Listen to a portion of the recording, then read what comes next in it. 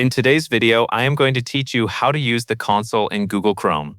Start by opening Google Chrome on your computer. Once Chrome is open, go to any web page. It can be a website you normally use, a search page, or a blank tab that has loaded a page. The important part is that you are viewing a web page in the browser.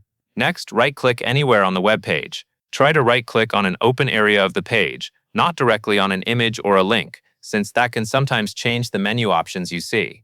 When the right-click menu appears, move your cursor down to the bottom portion of that menu and select Inspect. This will open the Chrome Developer Tools panel. After you click Inspect, look for the panel that appears either on the right side of your screen or along the bottom. Chrome can dock this panel in different places depending on your layout, screen size, or prior settings. As long as you can see the Developer Tools panel open, you are in the right place. At the top of that panel, you will see several tabs. Click the one labeled Console.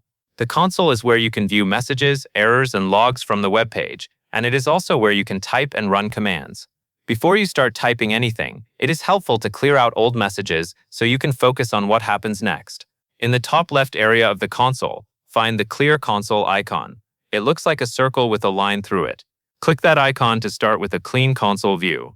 Now move your attention to the bottom of the console. You will see an empty line where you can type, usually right next to a blue arrow symbol that looks like a greater than sign. Click directly into that empty input line so your cursor is active there. Type your command or code into that line. Take your time and make sure it is entered exactly as you intend, since the console runs what you type immediately.